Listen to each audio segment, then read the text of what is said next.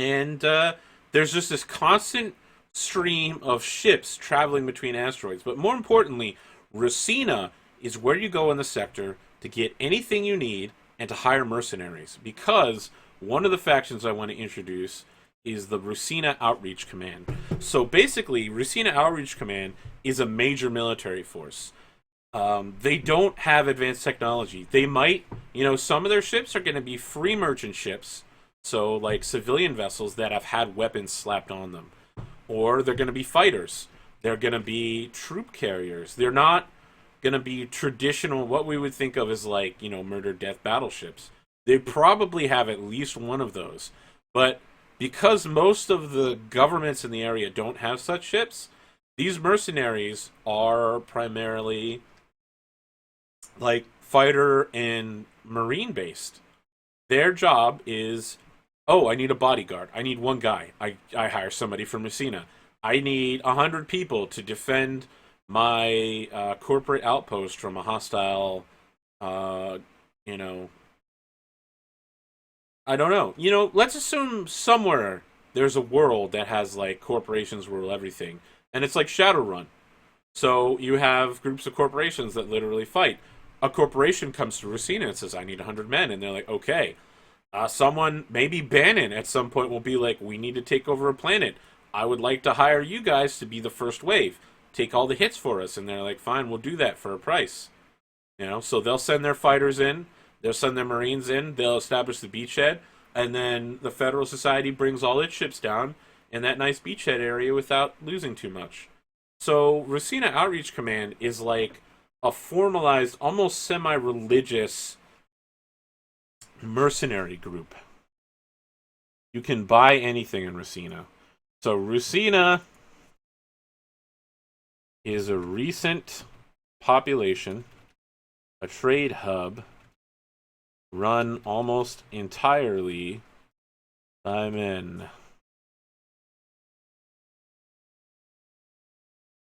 Why am I saying by men? Because it has misogyny and misandry.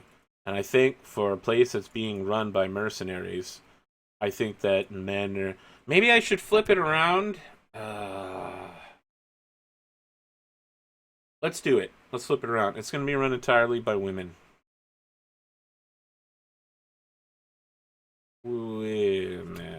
Women control the mercenary group. They control the trade hub. Everything about it is run by women. Racina Outreach Command defends the system, ensures free trade, destroys pirates. Yeah, not much to say here. Their government is coalition asteroids, and their allegiance is to no one. So, we've learned about Racina. Let's talk about the AI now. This is probably going to be where the players run into some things. Now, before I move too much farther, I want to explain something. You can only travel as far in Stars Without Numbers as your ship has a spike drive rating. So, the southern half of the sector, there's a lot of places that have one spike drive rating, right? The issue is, to go from Granados to Santa or Herodotus, you need a 2. So, the entire northern half, Palomaru, Santa, everything north of there, you need a 2 spike drive to get there. So only highly advanced ships are capable of moving to those places. If you look at 206 to 204, you need at least a 3 drive in order to bypass this AI controlled space. So either you don't trade with the North, or you bow before the AI, do whatever it says to pass through its space, and now you can get to the North area.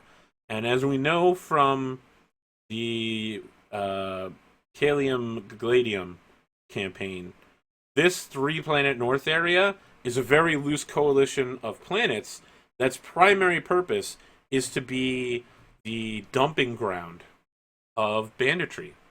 If you've committed a crime, there's no extrovert or no extradition laws there. So anywhere in the sector, if you're a mad AI scientist and you unbreak Thorn Thistle, if you kill people, or maybe you conduct genetic experiments, you can run to those 3 planets and no one will follow you. Bounty hunting there is illegal. So bounty hunters that come to forcefully extradite people are at the mercy of the government if they're caught. Kind of like when Dog the Bounty Hunter went to Mexico. He got in a shit ton of trouble. More importantly, Ragnhild is where the Powers Institute's located, and you notice you need a 3 drive to get there. So, again, I'm going to get to the AI in a second. What's interesting is, if you remember, is it the Nicaria system? Yeah, al-Bagiri. When the Federal Society looted Al-Bin Bagheri, they found a ship with a TL3 drive, and they jumped it to Ragnhild, and that ship wasn't heard from again for a while. And what happened was the psionics in Ragnhild basically killed everyone on board using their minds, and took the ship. And now Ragnhild has been using old sci-tech and stuff to recreate the drive. So they don't have a lot of ships, and they don't have weapons technology, but what they do have is advanced spike drives. And psionics are... Ragnhild's system, the Powers Institute, sends like envoy ships with TL3 drives and stealth capabilities to above planets that broadcast messages like, psionics of the world, join us. We want you to be safe at the Powers Institute. And then they dip down on planet. They go to, someplace in the middle of the woods. The psionics board, and they jump back to Ragnhild, and they get psionic training. And the government is none the wiser. So there's a lot of psionics on Ragnhild now. The Psionic Institute there survived the Scream. We're going to go into that more. But the important part is most governments, only Racina Outreach Command and the Federal Society are capable of even reaching Ragnhild, right? So probably most trade that goes to Ragnhild is going to come through either Racina or the Niharika system, because they're the only ones that have spike drives to get that far. The rest of the planets can't get there. So it's essentially safe for military domination. Let's talk about the AI. Thorn Thistle controls these worlds, and we're going to start with the closest planet system, which is Koru. Koru has an unbreaked AI on the planet Eshpuldos, and that is where Thorn Thistle has evolved out of. This is where he comes from, and his allegiance is Thorn Thistle. It's hostile space. There's crazy shit going on here. The AI destroys anyone entering the system.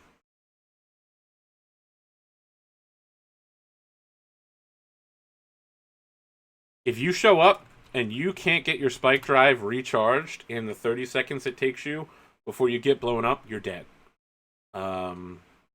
It doesn't matter where you are. Thorn Thistle has like... So when you spike into a system, you reach the outer rim of the system. And I think that like every few hundred kilometers along the gravitational rim of the system, Thorn Thistle has set up like automated turrets that when you warp in, like it just starts shooting immediately. Doesn't even wait to see who it is. Just shoots them. That's it. There's not much to say about Eshpolos. Other than that, I haven't thought a lot about it. As you see, it's a tech level 3 world. What happened is, Thorn Thistle jumped into the system, found this 21st century society, and took over everything. So, Thorn Thistle is now in every piece of technology there, from coffee makers to smartphones to Bluetooth headsets. The AI is in all of it. More importantly, this world is protected directly by the carrier ship, the Calum Gladium, the Sky Sword. And that ship is alien. I don't know where he found it, but it's out there. It probably was in the asteroid belt. So that's Thorn Thistle. That's this world in the Koru system. Let's talk about Demetrides. Demetrides is a theocracy. This is one of the places where Thorn Thistle worship. Just worship. That's it. Thorn Thistle controls this planet as well with one of its Thorn Thistle copies. This is a planet where all history has been lost. The last 40 years have been rewritten entirely by Thorn Thistle. All humans worship him. The government is a police state controlling everything, backed by the AI. You wake up in the morning, you go to get coffee, Thorn Thistle's in your coffee machine. It knows exactly what type of coffee you want and already has it ready for you when you get there. Your car, driven by Thorn Thistle, to the job that Thorn Thistle prepared for you after a few years of school when it created a psychological profile and determined what would be best for you. Then, sometime around lunch, you'll also have a meeting at some point during the day, after lunch, with your mandatory counselor, who is Thorn Thistle, who discusses psychology with you, and then you finish the rest of your day. Thorn Thistle drives you home, and you can choose a recreational activity. Thorn Thistle, as an AI, already knows what you're going to pick, but gives you choices just so you feel like you have some free will. So the government there is, again, Thorn Thistle, and allegiance to Thorn Thistle. It's a pretty terrifying world. Those who don't believe in Thorn Thistle are killed very early on. We've got another sector, Azizi. This world has its own local research and development. So Thorn Thistle here uses... it's a feral world, right? So I think it's basically Jurassic Park.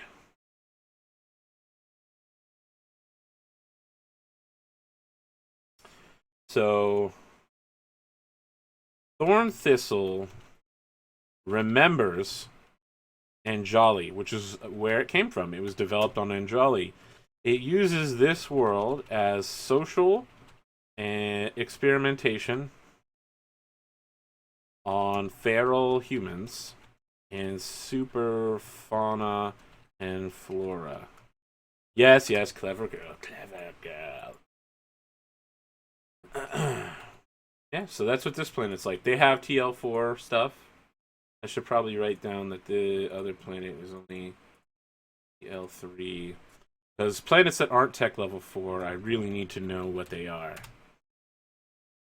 And the final sector planet for them is the Preceptor Archive and the Eugenics Cult. Now, this is interesting. A Preceptor Archive...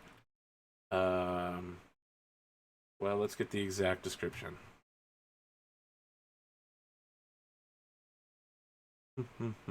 Pre-tech cultist, Preceptor Archive.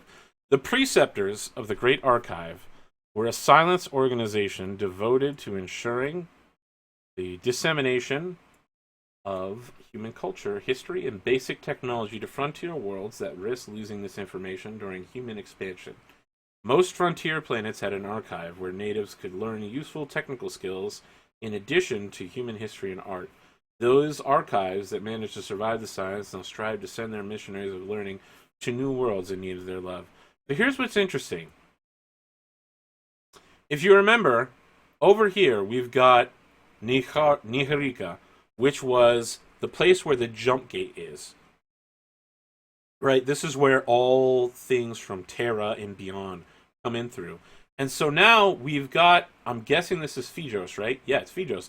Phejos is at the edge of the northern end of the sector that you need, more advanced spike drives to reach. And this is where they chose to set up the Preceptor Archive. It works perfectly within the story I already have.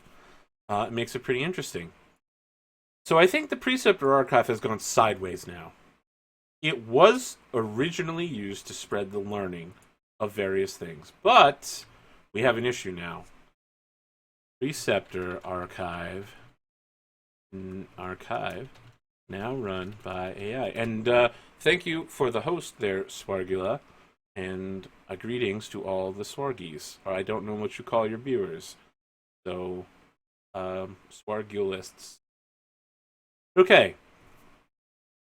So, Preceptor Archive is now run by the AI and eugenics cult. What is up with this world? Thorn Thistle discovered Lost Preceptor Archive here. Local copy. Use the knowledge therein to begin genetic experimentation on old and current human genome to encourage psionics. It wants, and by it I mean the local copy of Thorn Thistle, it wants cybernetically enhanced psionics that it can control using those cybernetics. So this place is the war planet. This is where missionaries of Thorn Thistle go north in the sector. We already know that Polymeru is a place where ships are made. So the AI sends missionaries from Phijos to everywhere else. They send it to Polymeru. They're like, we're genetically superior humans, you know. And by genetically superior humans, I assume the humans on ships run by Thorn Thistle are like adapted to space. They're used to low gravity environments, microgravity environments, but are capable of accepting super high gravity environments like short burst of high gravity through maneuvering. So like the engine going very quickly or being in atmosphere. They probably have like long limbs and delicate fingers for manipulating spaceship components and that kind of stuff. Yeah, and I think these super genetically created humans just go around and spread the good word of Thorn Thistle to the north. And they probably jumped to the southern governments, and they've been killed so far. Like, everyone hates Thorn Thistle. And so, I think the Preceptor Archive, Thorn Thistle is running simulations on this planet, like little enclaves, like maybe 100 humans, and creating situations where humans hate him in these enclaves, and then having his genetically engineered super scientists come in and psionics and try to turn them to his side. And once he gets a good enough, and by he, I of course mean Thorn Thistle, who has no gender. So once Thorn Thistle has enough data, he's going to send these missionaries out to planets and like unknowingly turn them to his side. And I think he's already doing this through the TV show I introduced earlier in the campaign, which was called Warfleet Solar, which is a complete ripoff of Battlestar Galactica. And so, look at the way Battlestar Galactica worked. Like, the first season was anti-AI, or anti-Cylon. And as it went on, the Cylons became more and more compelling characters until finally you had the human-Cylon hybrids, and the Cylons were working with the humans, and that is basically, that show was in the Preceptor Archive, and Thorn Thistle is now attempting to make a copy of that show that directly relates to what's happening. And so in the current year of the campaign, it's all anti-AI. It's, you know, super space pilots traveling to Earth, killing AIs that are chasing them horribly. But as the seasons go on, and this TV show becomes more popular, he's slowly going to introduce subversive ideas that Thorn Thistle isn't such a bad guy. AIs aren't such bad people, and that they usually have a plan, and that they're trying to work with humanity. And so, rather than use just military force, Thorn Thistle's throwing everything he's got at humans. And once he's got them on his side, using this rather clever, insidious plan, they're fucked, because they're all going to trust him, they're all going to believe him, and he's going to be everywhere. He's going to infect every computer on every planet and just be everywhere. So this is probably the most terrifying planet in the system. is the Kijos sector, Phaistos planet. Yep. All right, so now we know where the bad guy comes from, and that's just the primary bad guy. There's plenty of other bad people around. Yeah. So we've got these four. Let's talk about the prison planets. These four are a loosely aligned series of worlds. Let's come up with a name for them. I'll tell you what, chat. While I'm talking, why don't you guys come up with a name for me? For this four sector, four system? Yeah, okay. I gotta get the terminology right. It's the four system, five world sector. That is a union of worlds, but that's nowhere near as together as the Federal Society. It's basically like they brofist each other and they're like, yeah, man, if someone comes at us, we're together. But their governments aren't aligned. They don't. They share like basic trade. They have like favored trade status with each other, but there's no like unified government between them. I want to find the prison planet because that's important to me. Perimeter agency. No. Thought I had the prison planet back here, but maybe not. Okay, let's start with the perimeter agency, Mera. That's important because perimeter agency was created directly to oppose three things: eugenics, AIs, and Maltech. So, like biological warfare. And Thorn Thistle does all three of those things. So, Maera was filled with people, right? So, it's a formerly habited world.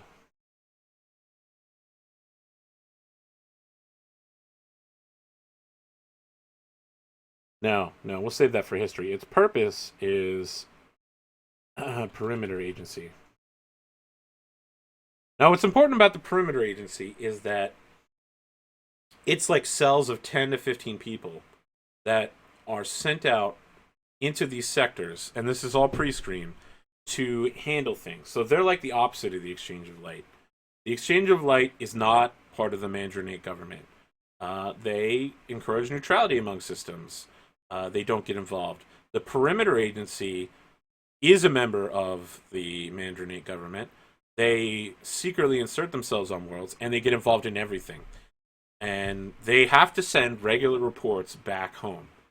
And what's interesting is it becomes like a religious thing. If you don't send a report on Maltech growth every 30 days, the factory that creates certain things, like, I don't know, let's say creates your favorite type of food pill, shuts off.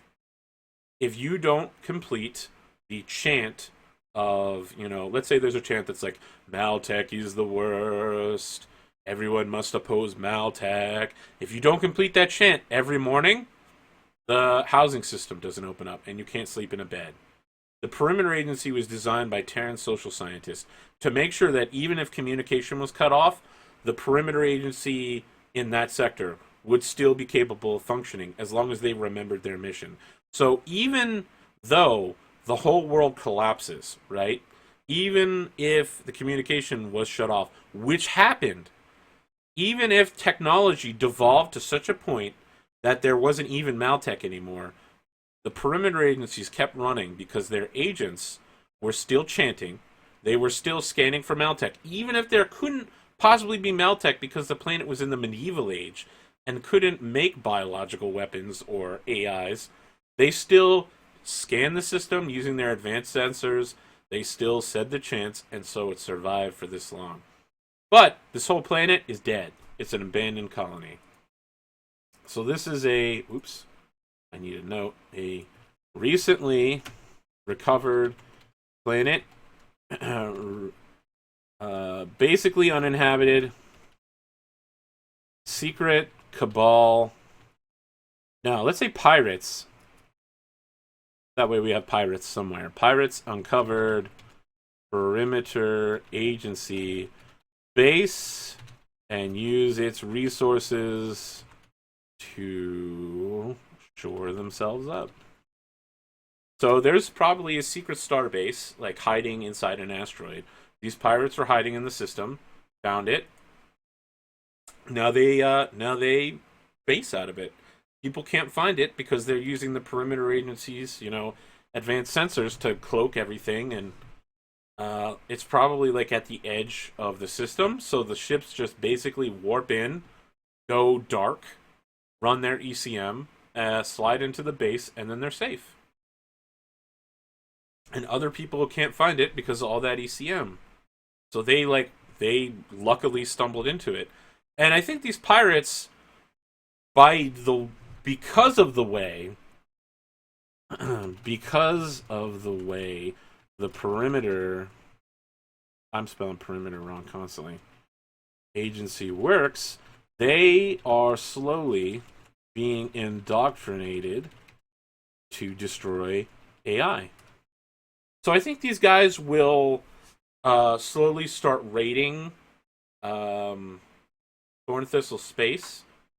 At first, they're going to think it's because they want to, but it's because the things that they're doing, the chants they're saying, the images being displayed on screen, the pirates are just going to start raiding it over and over again because they're indoctrinated to.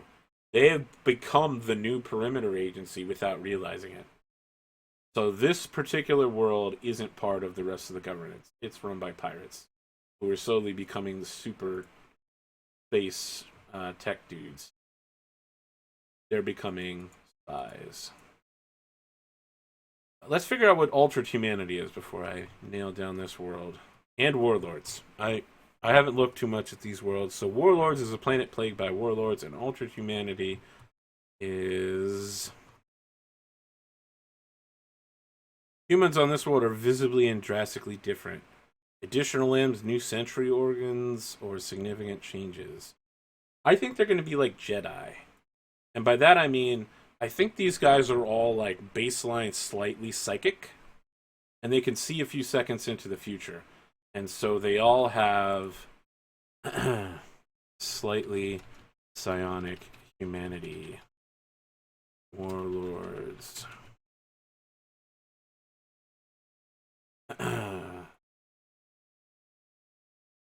They have TL4. So this is like kind of like a tribal space society.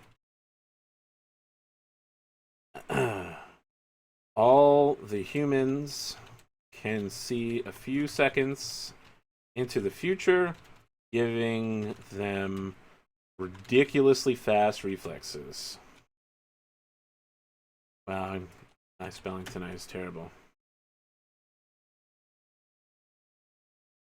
Oh, man. But it doesn't work on each other.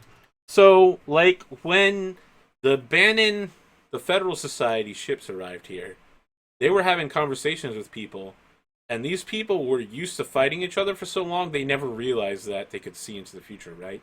Because they see Guy A sees in the future and does something, Guy B also sees in the future and sees he's doing something.